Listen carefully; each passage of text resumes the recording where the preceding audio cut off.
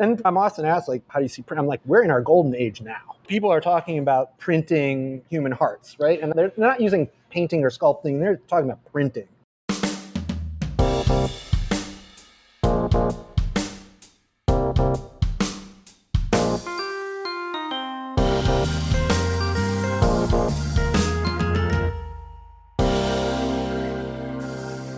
Hello, print friends, and welcome. I'm your host, Miranda Metcalf. This is a bilingual podcast, so if you subscribe to us, you'll be getting episodes in English with me, as well as in Spanish with Ronaldo Gil Zambrano. Together, we speak to people from around the globe about their practice and passions in the field of print media and multiples. Hello, Print Friend is brought to you by Speedball Art Products, currently offering possibly the best thing to happen to relief printmaking, their Woodzilla presses. Beautifully made in the Netherlands, these uniquely engineered presses perfectly combine superior craftsmanship and performance at a price that makes them accessible whether you're a seasoned printmaking pro or new to the craft. Available across 5 sizes, each Woodzilla press is precisely manufactured from heavy-duty steel and designed to apply uniform pressure without undue work or stress for the artist, while still guaranteeing a beautifully printed result at every reveal. Check out these beauties through the link in the show notes. This episode is also brought to you by Legion Paper. Legion is a fine art paper company representing the best papers in the world. They either stock it, source it, or make it. With brands like Stonehenge, Somerset, Coventry, Reeves, Arches, and more, Legion is the best paper resource for every artist's and printmaker's needs.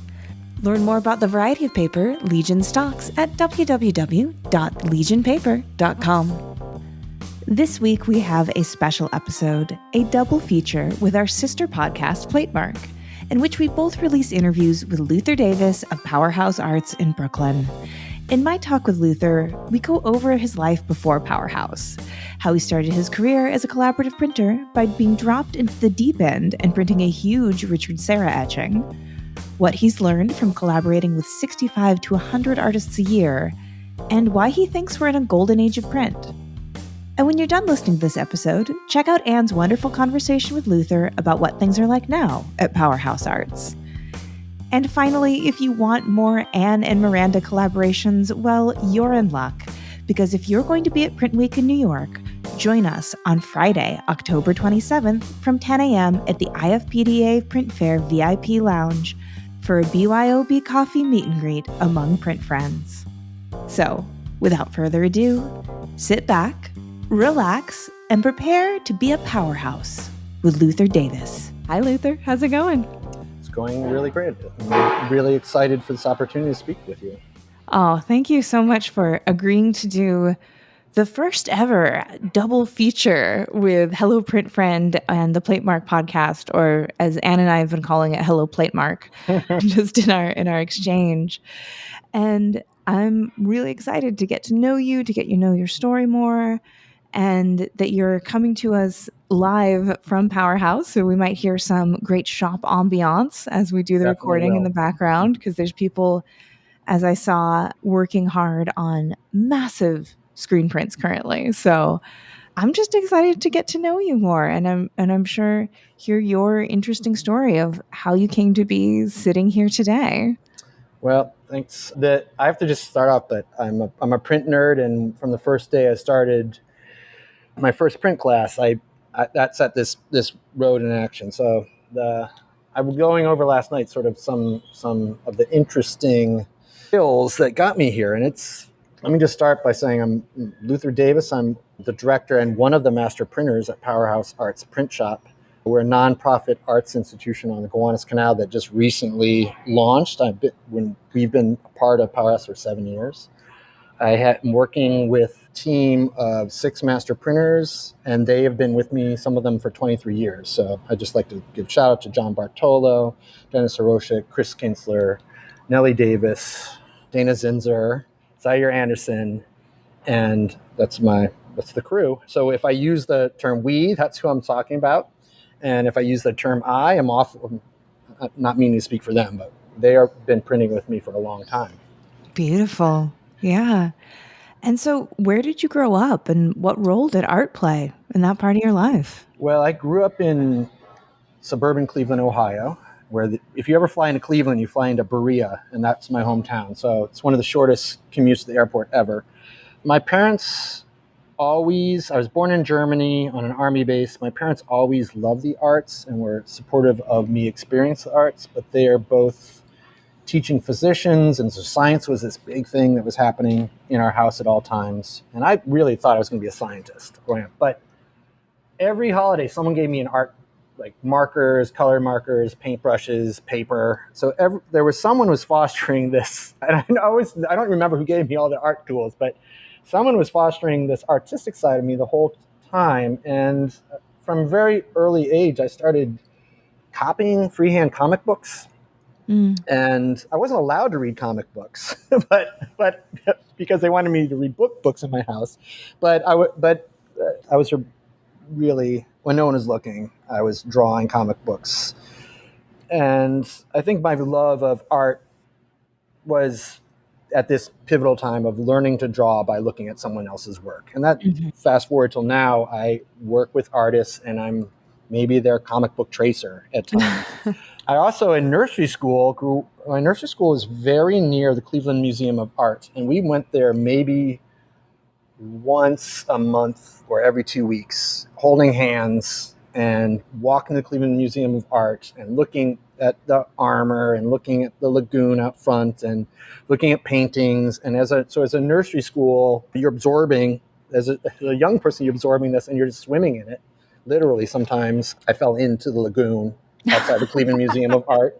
And so I think that was fostered in my house.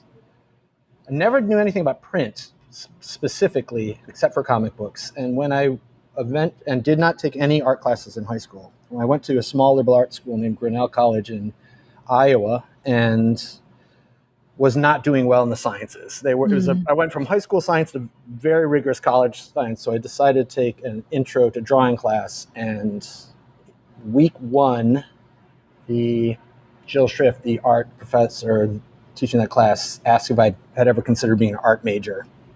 And because I could draw a figure, drawing all those comic books, I could draw a figure really well. Yeah. And that's all the encouragement I needed. It was just that, right? And I looked at her, thought about it, and called my parents, like, I'm going to be an art major. And that's a dreaded conversation in many of these scenarios. Like, I'm going to be an art major. And they're like, that's great. We always thought you might be in the arts. Like, they didn't tell me that, right? So they were supportive from the beginning. I studied, Grinnell was in a transitional phase at that point from what they deemed to be craft-oriented arts. So I started studying jewelry, and I really fell in love with making jewelry, small metal works. And then they canceled the program. Right when I was going to be a jeweler, they canceled that program. And a friend said, you should take an etching class, a printmaking class, because you'll still get to work with metal. And my professor was Professor Tony Crowley, was a tough professor and a great printmaker. And that's all I needed. I needed that combination of science and art and metal, and it was instantaneous love. So that's all at that time, that's all they offered at Grinnell College was intaglio processes. So I dabbled monoprints and relief, but really focused on intaglio and old school copper etch, Dutch mordant processes. And it was a dream. It was a dream scenario because we're in the basement, as print shops often are, with people that already had taken a couple of printmaking classes and were already like part of the cult, for lack of a better word. Laurie Gibbons, who currently teaches at University of North Texas, was in that class. And so then I fell in love with this idea of print shop as camaraderie, as a community, as a way of watching someone else's work. And there were really good artists in that class. They were full-fledged draftspeople who could draw anything. And I was learning at an accelerated rate being around them. So, I love that metalwork to etching. That's what happened to Albrecht Dürer, you know? There you go. So yes. you're in a grand tradition of printmakers. I've been thinking about that time period, and a plate would have to be pounded and forged, pounded, rolled in order to get a plate. And then you're working by candlelight, right? So, an amazing series of events for most people who I think get in the arts when they don't know they're going to be artists. I would say that I went to a liberal arts school, though, and so I was studying science still. I was studying sociology. You had that school, you couldn't really master or spend too much time on any one thing. Yeah. Yeah. And so at that point, did you know printmaking was going to be it for you in the arts? You know, you obviously made the decision that you were going to be an arts major, but were you like, okay, this is going to be it for me, kind of forever and ever and ever, amen? Yes, I was once again limited number of classes I could take. I was instant love, and I Yeah. didn't want to leave the print shop. I also knew that my next logical step was to go get an MFA in print, and so the next step was a shock to everyone who was teaching me art because I'm like, I'm going to go to MFA program, and they're like, what? Where did this come from? So I mean, it's a funny, liberal arts school. I probably should have said professed my love early on. Everyone was encouraging, but I was scattered throughout many different subjects. I did not get into any of the 8 schools I applied to: Iowa, Indiana, Madison, wherever the MFA programs. None of them accepted me. And I knew it was my portfolio. I had like one Mhm. sampling of everything I could possibly do. There was no unified body of work. There was no way of speaking about art, although I was a very good writer because that's what that school's about. And so I I made the decision to take continuing ed classes at Ohio State University in Columbus, Ohio, at the Ohio State University. And the continuing education classes were kind of a dream because I set my own tempo. I wasn't responsible to anyone myself. Mhm. And I was studying with people who are both undergraduate and graduate students in art, in an art environment, which I'd never experienced.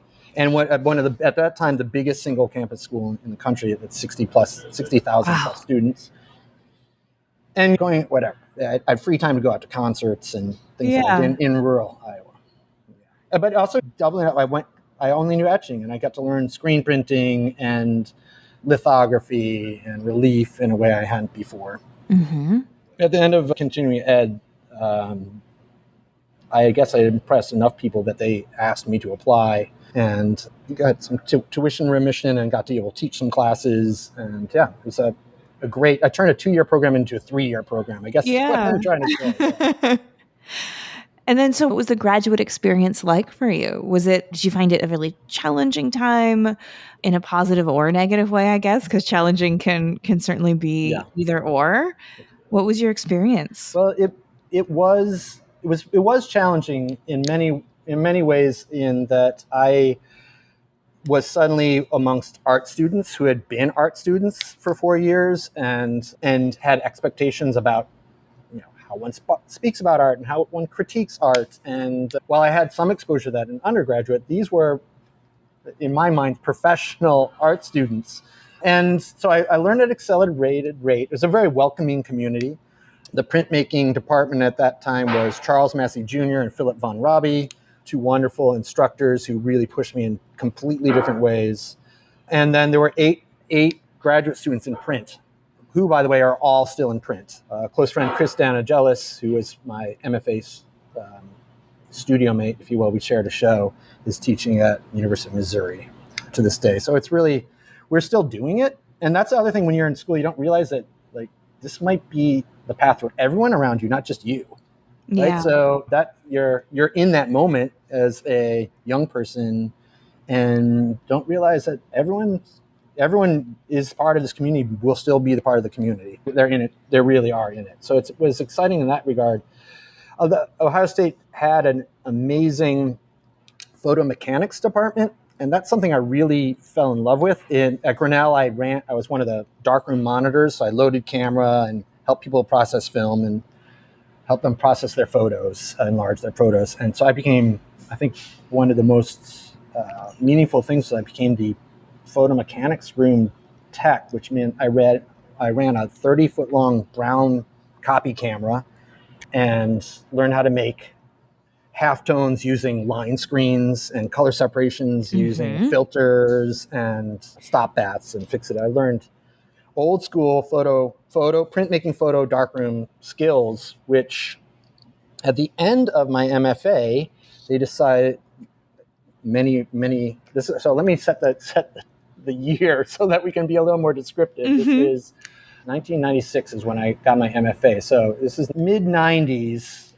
Photoshop was entering into the question. There weren't like large Epsons, but Photoshop, digital processing. I took my first web design class. I didn't even know what the web was. Wow. So, we're talking about a critical crux of technologies meeting. And the printmaking department there was moved off the main campus to make room for a digital art, the new form of media. So I was really caught in this two worlds colliding situation. And I think at that time, we're talking about challenging time. People were fighting for like what art will be and what is art. And I guess this is true throughout time, the same questions as new technologies arise. So it was really a world of, at Ohio State, a large school, you could take a photo class making holograms, and you could do a mezzotint class, and I could be in a darkroom making old school halftones. So these conversations were really important at the time. Yeah. And you were in it. What was your impression of those conversations? Were you someone who really leaned into the technological side of things? Did you think it was going to push things out? Did you think there was going to be a marriage of it? Were you thinking that this is something we didn't need? What was like being in that really interesting time period? What was that sort of emotionally like and like as an artist?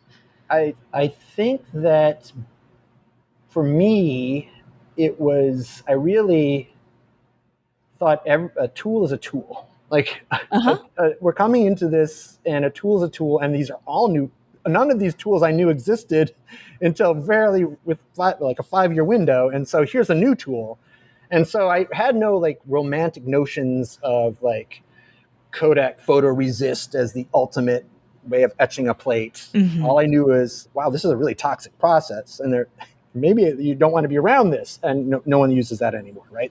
Right. So there are things that are gone from the process that were meant to leave, and then, but falling in love with giant truckloads full of copper sheets arriving.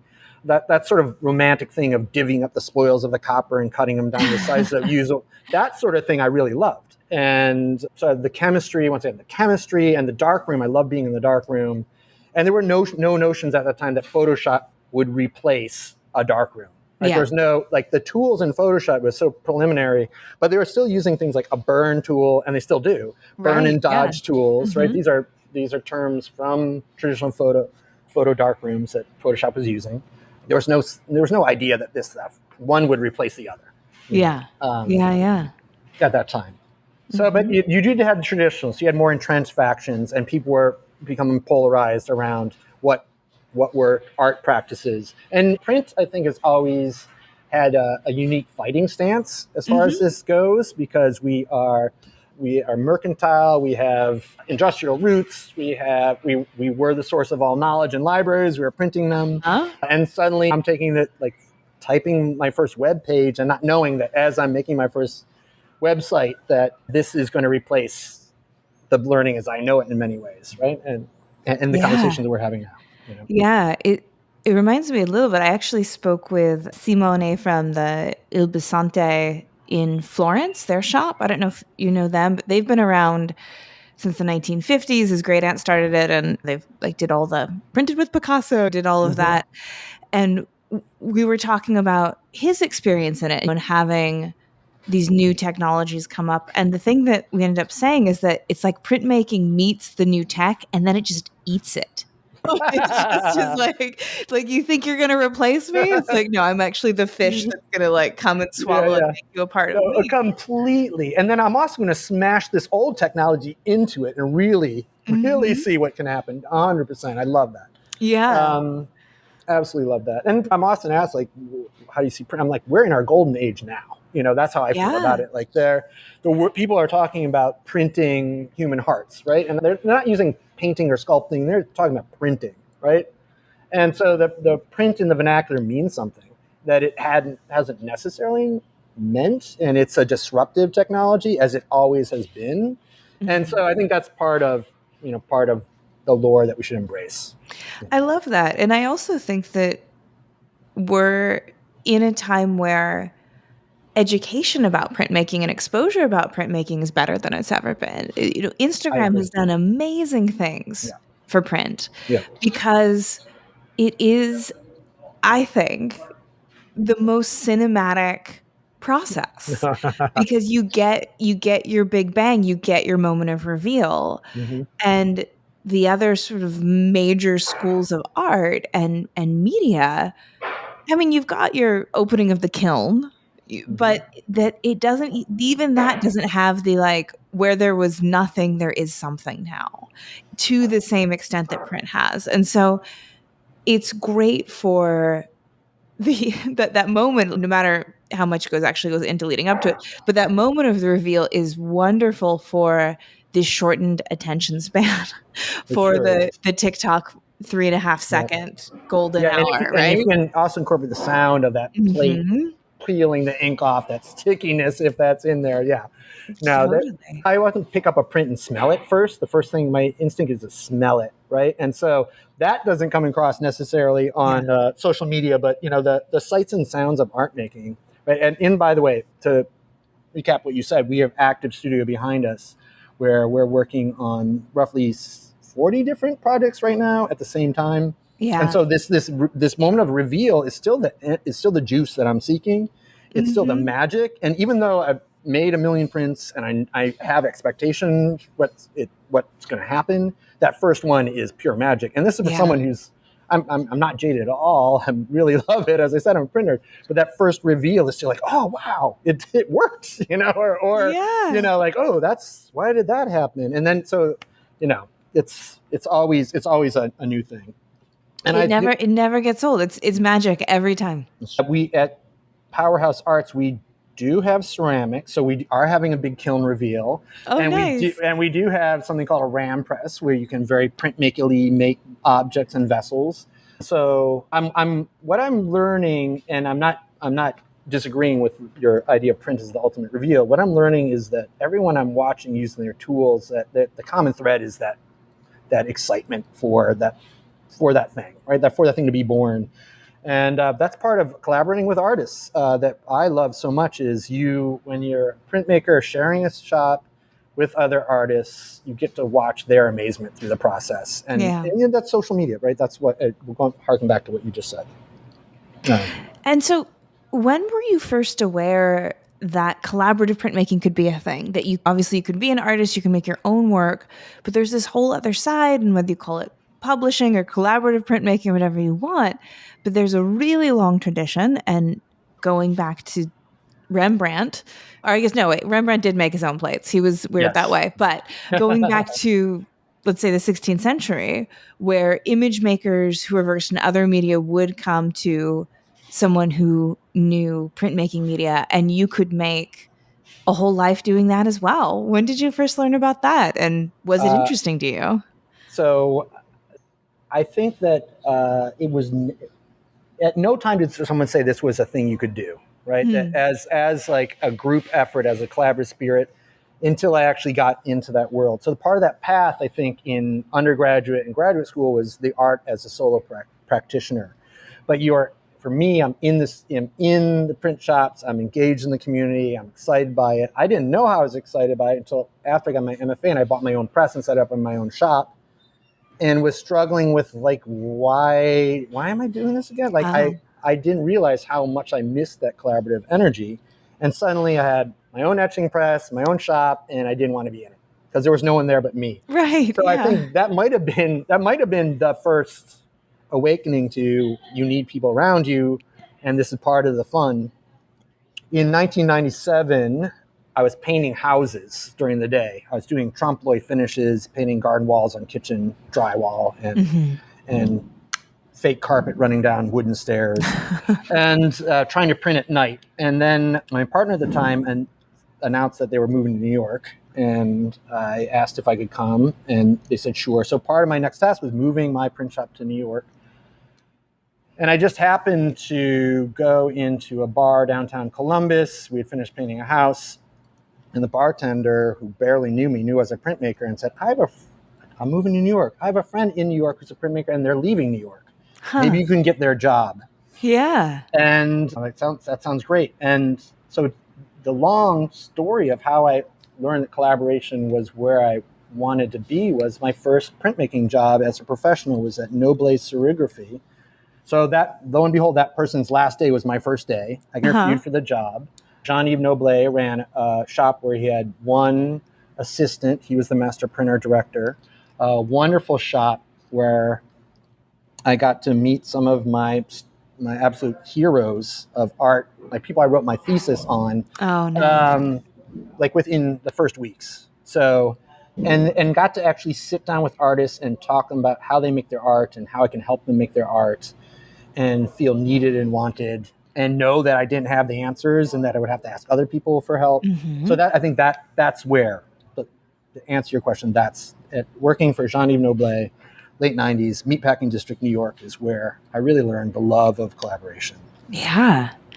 And so at what point did you decide to start your own business or endeavor in working directly with artists yourself and producing limited editions and working with artists that you were excited about? So that I have always worked with a sponsor, if you will. So Mm-hmm. Jean-Yves Noblet, the master printer I studied in, gave me great access and a huge wealth of knowledge. And I just want to go back to Jean-Yves as my mentor, who I had into print jobs. My first print job that he hired me for was printing a huge Richard Serra etching Oh my gosh, no for pressure. yeah for Leo Castelli's 90th birthday portfolio, which included 9 of artists he made famous and 90 prints, 9 artists. And this is the first project as a professional printer I stepped into. And so Richard Serra, Bruce Nauman, Roy Lichtenstein, Rauschenberg. I'd have to Google to find out who. So That's I mean, honestly, that's enough. Like just yeah, those guys. yeah, it was. And stepped in, and the Sarah was really interesting project in that there were no guidebooks to. There was a aesthetic, but no one who was doing Richard Serra etchings, Gemini, or anyone else wanted to tell us how they did it. So I had to start with what I knew from graduate school, learning from Philip von Rabi, and apply like what could be the next steps if I had Hmm. more money and more resources. And sorry, this is a long way of getting to your story. No, To I'm your question, this is a really fascinating idea that your first project is to be just dropped into yeah, the. just absolutely parachuted in and like so excited. This is Meatpacking District, 1997. My shop, Noble Serigraphy, was 2 floors above Matthew Barney's studio. He needed scenic painters, so every once in a while at night I would go help Matthew Barney with his projects. Above us was a skateboard company called Zoo York, who was just getting Mhm. started. So there was fashion and skates and stuff happening there. And it was the meatpacking true. Like we talk about the meatpacking district in New York from this antiquated notion of there once was a meatpacking district, but there was blood on the streets, carcasses Wow. came in on trucks at 3 a.m. and were swung on like this trolley system and it disappeared in a building to be processed. So as I said, I parachuted in for Leo Castelli's 90th birthday project and had to sort of tackle a project as a collaborator with an artist who would never give me an input until they saw the final thing. Wow. So, which was really fun because each print, they were big. Each print took 1 pound of ink. Each print, an entire can was one can of ink. And then I had to come up with ways of drying and all this stuff. So I was inventing. But meanwhile, I met Lothar Osterberg, who's an amazing photogravure printer. And I wanted to say that in Noble Serigraphy, at this time, Jean-Yves' wife, Karen McCready, had a print gallery as a sole representative for Crown Point Press in New York and worked with Tandem.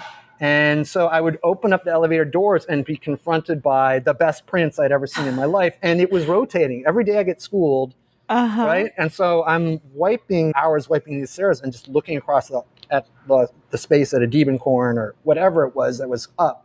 And just like measuring my little steps based on truly great work in print that was just the daily schooling. Yeah. let alone everyone else who was coming in there. So to answer your question, I never really wanted to do it on my own. And when tragically Karen McCready died in 2000, coupled with a giant dot-com surge in real estate prices in New York, Meatpacking District was on fire at various times those last years, as I think people were, I guess you are going to quote me on this, but as buildings were mysteriously set on fire, like multiple ones in one summer. Yeah. So I think artists were pushed out of that community. Print was leaving, meat was leaving.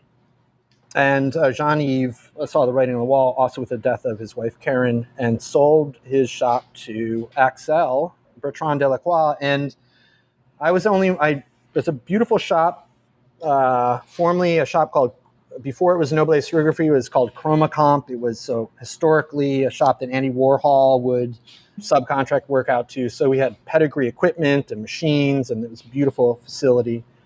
So I went with the machines. So from there, I was asked if I wanted to direct the next shop as an only employee, and went where the machines went. I think this is common in a lot of printmakers' scenarios, is that they follow the presses, right? Yeah. The printer is just sort of, handcuffed to the machine.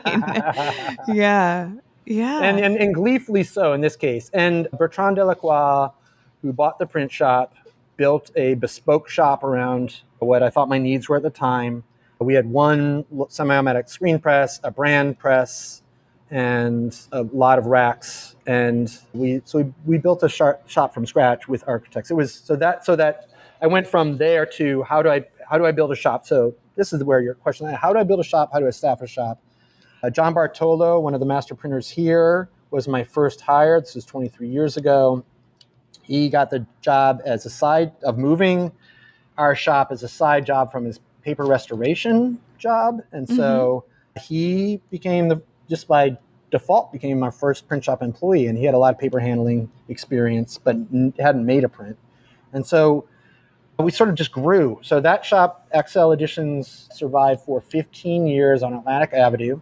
We worked with some amazing artists at that space. It was a really interesting Art Deco building that was known in the neighborhood. And I would say during that time, I learned that the title master printer, which was bequeathed, many people find that title master is problematic, and it is in many regards, but the master in this was mastering skills in my mind, and mastering, you're mastering running a business. So many skills to sort of learn and grow into when you're trying to run a shop. And that's what that 15 years really was. And so during that time, are there any particular projects that stick out to you, whether they just have a good story attached to them, or they have a name attached to them that you still look back on as a delight to work with?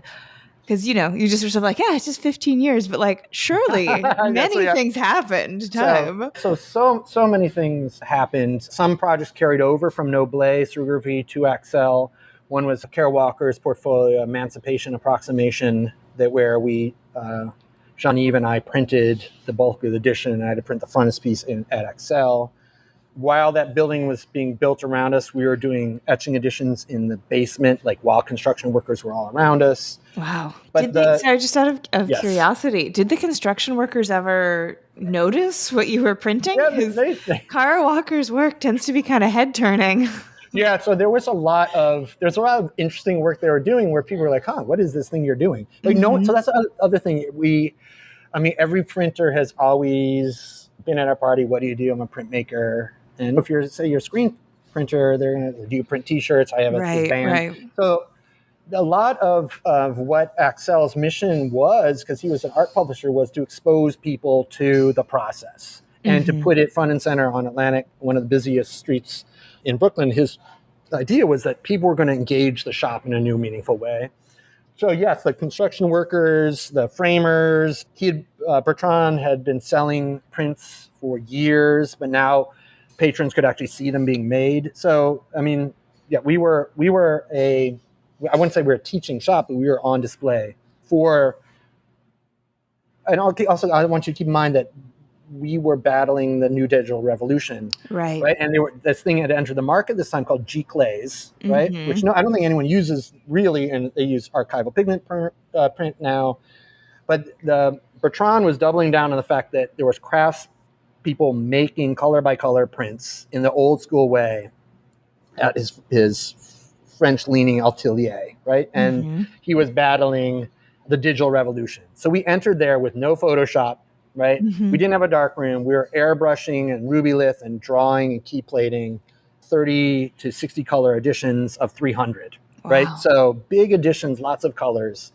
So there were lots of stand-alone projects that were most people would consider a reproductive commercial fine art, Mm-hmm. where these are wonderful prints that had a larger audience, more universal appeal. I'm not going to use any pejorative terms here. And we were hand drawing every plate, right? Yeah. And then at some point, we got Photoshop. Like Photoshop entered the picture. We were outputting films. There was no darkroom, so we had to come up with a solution. But during that time, Lorna Simpson, Glenn Ligon, a bunch of artists that came with us from Noblesse Serigraphy came with us to Excel. So while we were doing these commercial prints, which were like bizarre and bewildering to many people who were making fine art, New York fine art contemporary prints, we were learning the skill set of what it meant to like make prints all day, every day, right? Mm-hmm. And for anyone who came through the door, like, what do you need made? So this sort of fee for services, Kinko, there's no Kinkos anymore either, Right. but this copy shop mentality towards a fine art atelier where, what do you need? What's your budget? When do you need it by? That was how that shop at Excel evolved. And so some of the seminal projects, working with Lorna, working with Glenn Ligon.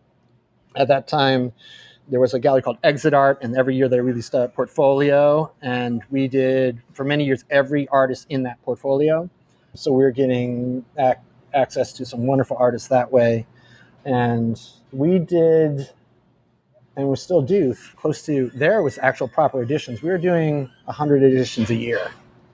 And so, and standalone print. So it's hard to pick out a clear, from that blur, it's hard to pick out clear, like, these are the things I'm most proud of. But Yeah. besides the artists that I mentioned, one of the things that came from that period that was most meaningful is that Glenn Baldridge and I formed a publishing company called Fourth Estate, Mm-hmm. FORTH Estate. And we formed it from an interest in making prints with people that we wanted to see published and friends, right? So one of the problems with being a contract printer is that you only get to work with artists that you're asked to print. And you can't just go into a show and say, wow, this artist will make a great print, and how do I get to work with them? So Glenn had the bright idea of, well, let's start our own publishing company. We'll put sweat equity into it. We'll print it ourselves, publish it ourselves, sell it ourselves.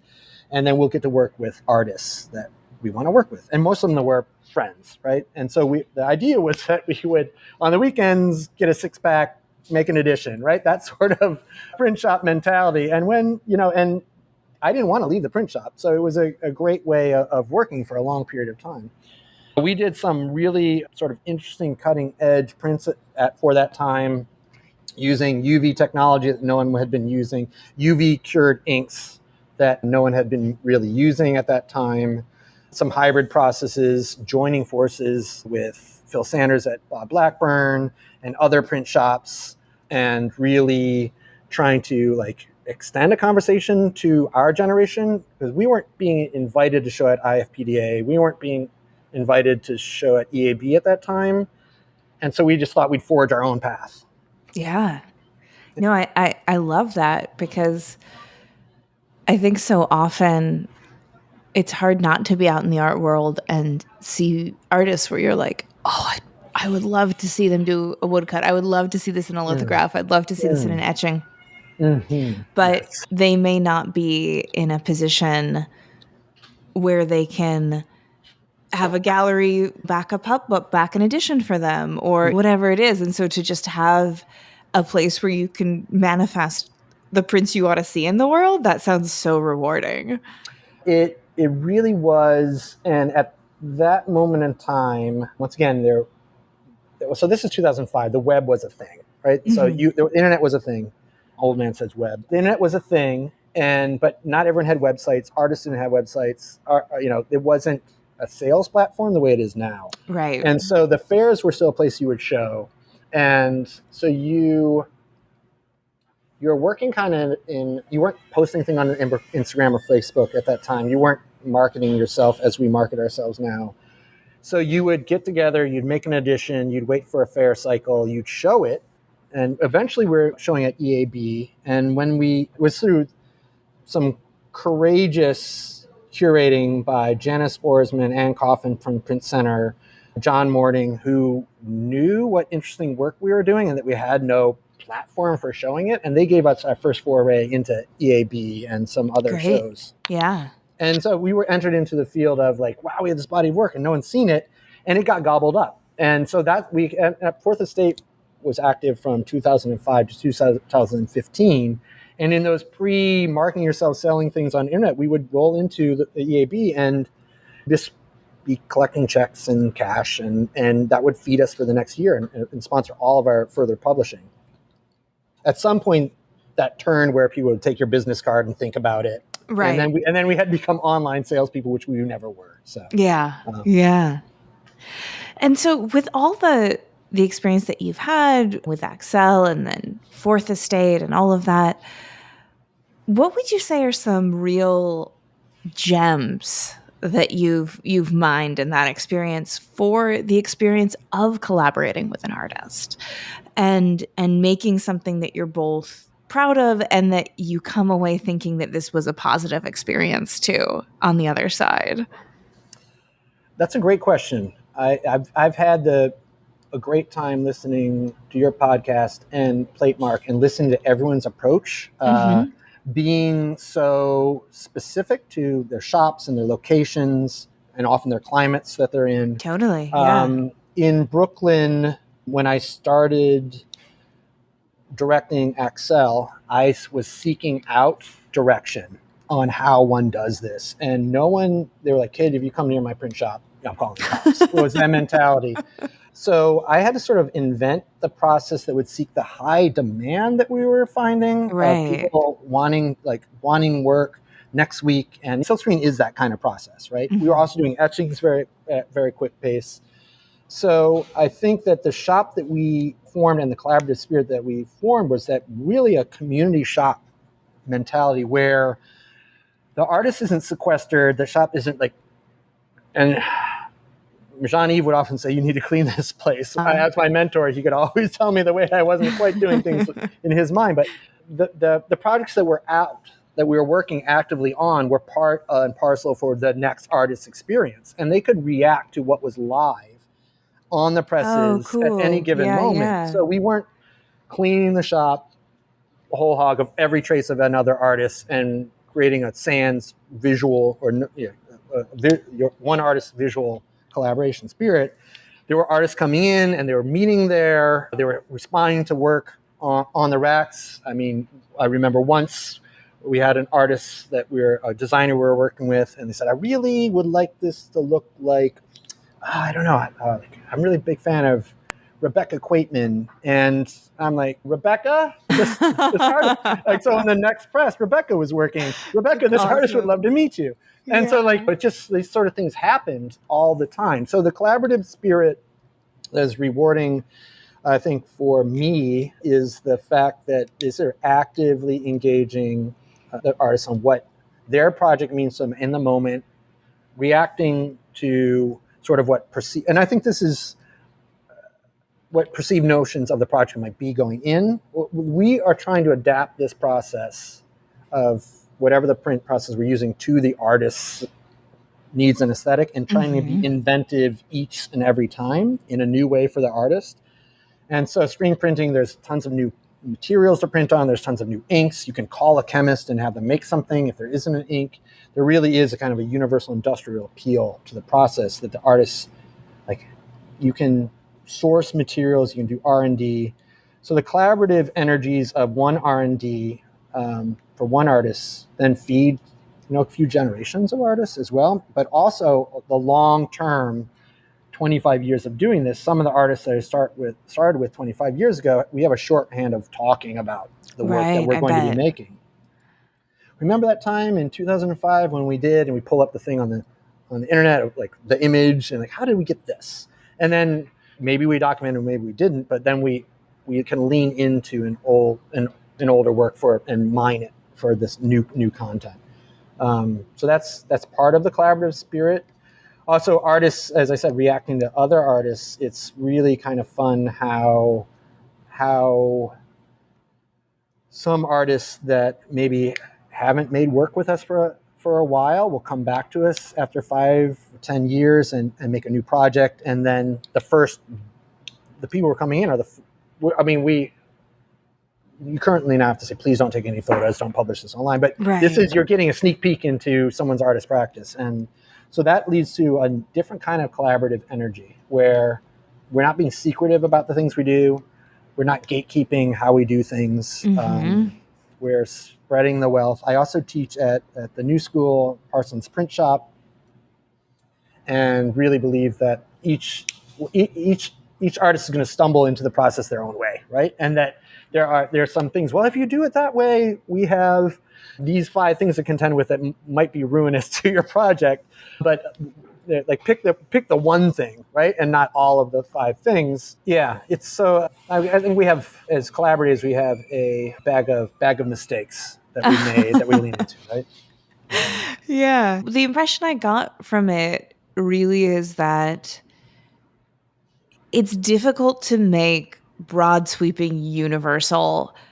Here's the key that will fit every lock. Here's the missing puzzle piece for every project, because as you spoke to, studios are different, artists are different. Who's in the print shop? That can affect an outcome, both the artists or your fellow collaborators. So I think that what you spoke to really did answer it, in the sense that it's like, okay, so it is sort of ever changing, but keeping that spirit of flexibility as well as the joy of collaboration together is be on your toes and be in joy. That's what I took from it. Yeah. That's a good take. And you can also, over long periods of time working with people, expect them to be the same person.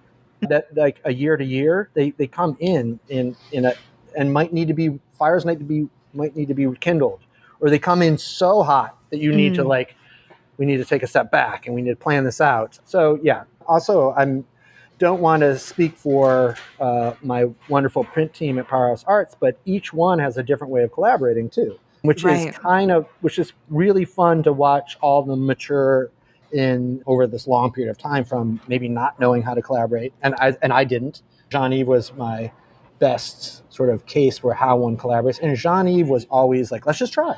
So, right? Yeah. So let's just try. Let's experiment. And if it breaks, it's broken. And then maybe we'll learn something. I love that when our good friends, Kilikang Tilakwatanotai and his team at Chiang Mai Art on Paper, they have something really similar. They just say, just try. Just try. Just try. So it's just like, that spirit, even several thousand miles away, and the print shop is still there, where particularly for me, where I'm like a really logistic person, I want things to be safe. I'm, a planner. And so if we're working on something, I'll often come with like, well, if this happens, then this will happen. And if this happens, then this will happen. And he's just like, shh, shh, shh. Just try.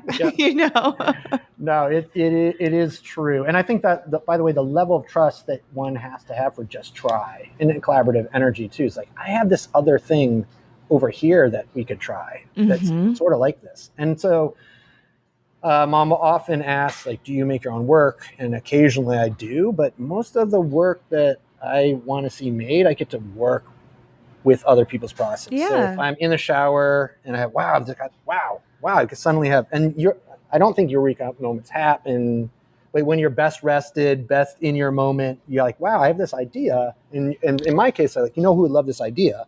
And then I get to send the email, give the call, like, I've got this idea for a print project. And so I think part of the artist practice that is ongoing for me, and this love of the materials and the matrices and everything, is that who could best use this idea or this concept. And so when that just try is then, when there's trust with the just try, right, then it's another level of collaboration. Yeah, absolutely. And we're collaborating with 65 to 100 artists a year. It's amazing. In a very and we're trying to create a unique environment for each one to the degree that I've already described. And some artists don't glom on, they don't glom onto the idea of like someone's gonna come in the next hour, but others really, as we mentioned, others feed off of it. So yeah, absolutely. And so in the time that we have left, as I mentioned at the top, we're going to do this 2-parter cliffhanger. Maybe you can kind of walk us up right up to Powerhouse, sort of, and then when you chat with Anne, it can kind of take over from there. So what happens in between 2015 and working with Powerhouse for you? Well, the fascinating turn of events were that Bertrand Delacroix, the owner of Axel, died tragically in a hang gliding accident. Oh my gosh. And hang gliding was his joy. Hang gliding gave him energy. We had at Axel, there was a gallery in Boston, in San Francisco, in Soho, in Chelsea, and New Orleans at one point. So being up in the air, far above and not being able, no one could connect with him, right? Right. There's no like emails, there's no phone. He would actually fly with one of his dogs, which was a thing. The dogs loved it, apparently. I wasn't ever a part of that, by the way. I've seen some things online with dogs looking very chill on hand gliders. So apparently dogs love hand gliding. Yeah. Pugs.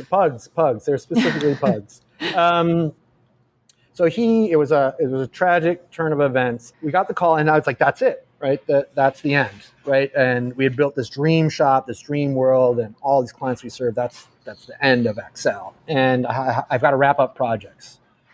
Bertrand didn't have a will. Oh wow! And no next of kin, and so all of his estate went to his mother and father, and I'd been printing Michel Delacroix's work for years, and they gave me all the equipment.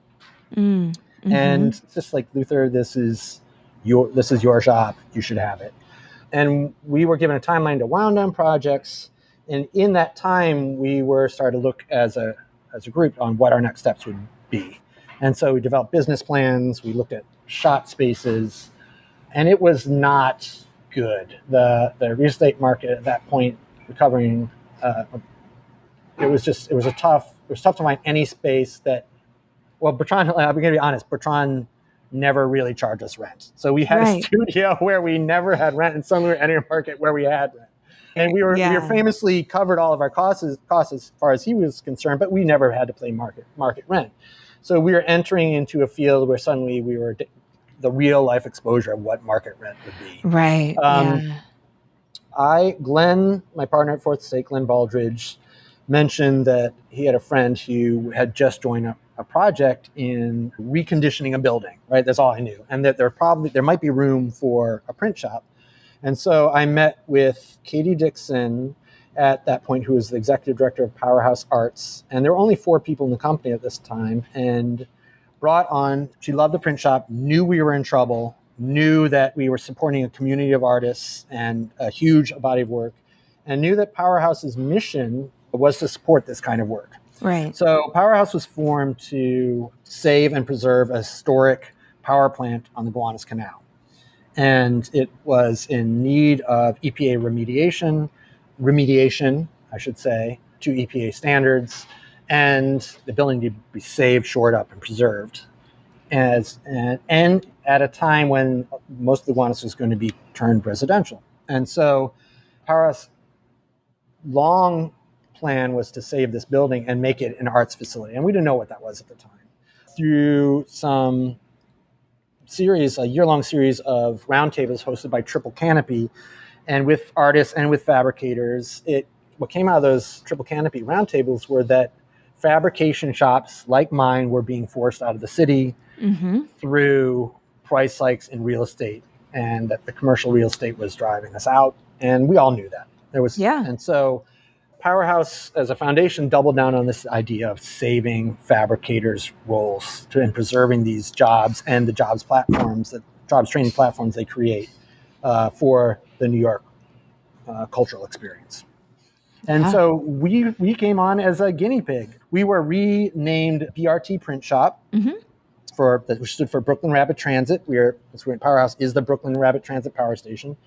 We moved into an old varnish factory, Keystone Paint and Varnish, old varnish factory in Red Hook, which I have to say was an ideal. It was built in 1911. It was made to make varnish. So it's the ideal shop to move our print shop in, because it had all this like early 1900s technology for getting gas out of a building and vapors out of a building. Oh, this is perfect. Building, right? Yeah. Solar chimneys and passive air movement and all this amazing stuff that by the way, Keystone invented and branded the first lead-free paint called Nature's Harmony in the shop we were in. So, that's great. In 1915, and their tagline was, because lead kills. So 1915, we were already trying to get the lead out. Yeah. And so we were there. It was supposed to be 3-year turn in that studio. It ended up being 6 years as a BRT. And then we were formally, our guinea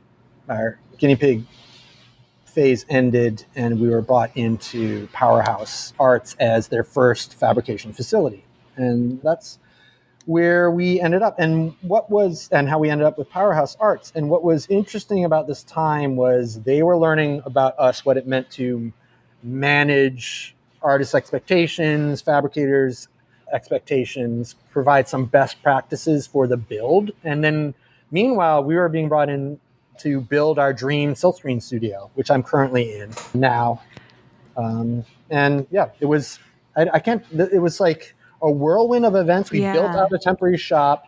By the way, the Axel shop was built into the building. So that space, we took out the windows, swung all the equipment in, put the windows in, and we couldn't get out the equipment much of the equipment without destroying the windows. And we deemed that too costly. So many of the historic presses from Chromacomp and Noble were scrapped for scrap metal. Oh, yeah.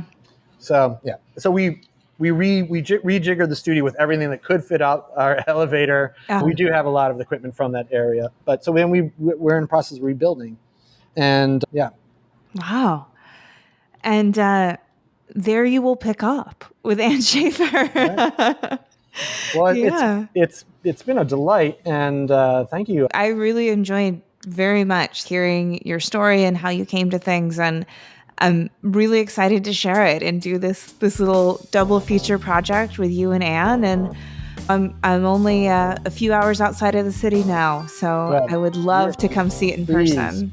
Please come anytime. And the fabrication facilities here are state-of-the-art. They're beautiful. And recently, this year, we finally, after flying under the radar, had our unveiling, if you will. So we just opened the public's knowledge of us existing after 7 years. So. Incredible. Well, I'd love to stop by. Maybe we can do like a Instagram live tour of Powerhouse. That would be really fun. And then you'll get to smell the prints. They're here. That's the best They're part. not actually smelly, but I still. But I know what you mean, like the ink and the paper.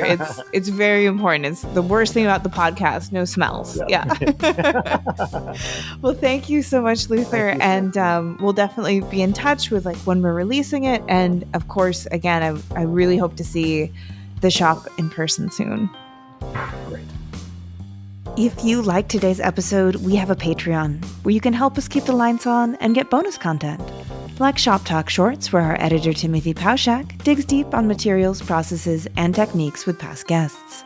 Also, if monetary support isn't in the cards right now, you can leave a review for us on your podcast listening app of choice, or buy something from one of our sponsors and tell them Hello Print Friend sent you. But as always, the very, very best thing you can do to support this podcast is by listening and sharing with your fellow print friends around the world. And that's our show for this week. Join me again next week when my guest will be the wonderful Jesus de la Rosa. You won't want to miss it. This episode, like all episodes, was written and produced by me, Miranda Metcalf, with editing by Timothy Pauschak and music by Joshua Weber. I'll see you next week.